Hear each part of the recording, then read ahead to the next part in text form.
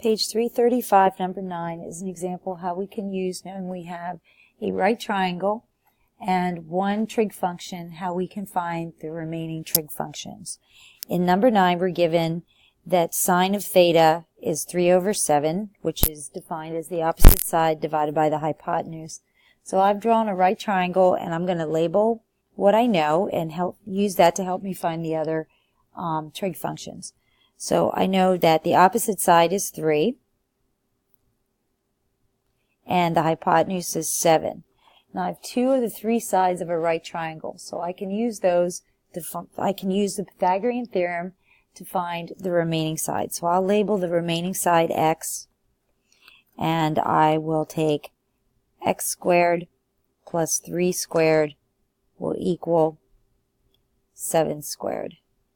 So I have x squared plus 9 equals 49. X squared is going to equal 40.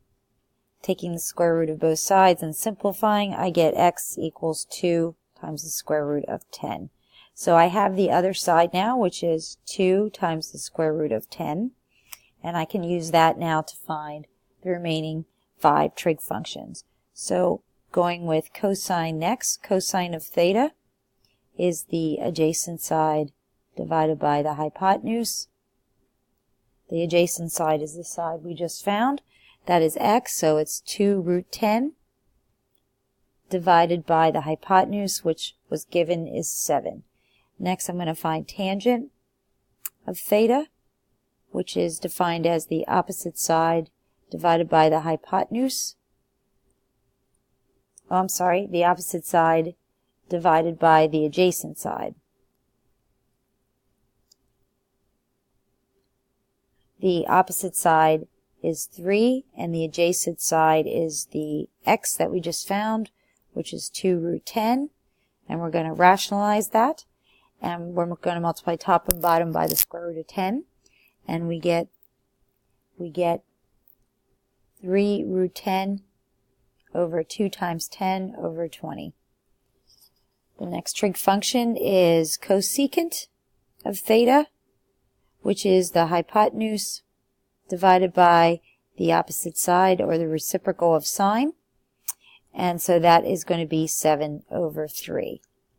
Secant then of theta becomes the hypotenuse divided by the adjacent side. So that's going to be 7 over 2 root 10. And again, rationalizing that, we'll multiply top and bottom by the square root of 10. We get 7.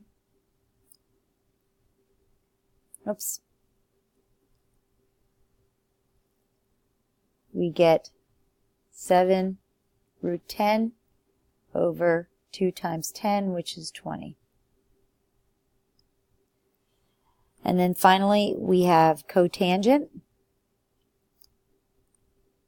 of theta, which is the adjacent side divided by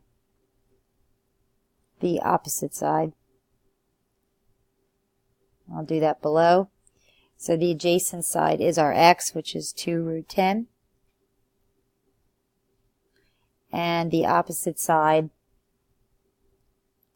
is 3. So that is our cotangent of theta. And those are the remaining 5 trig functions.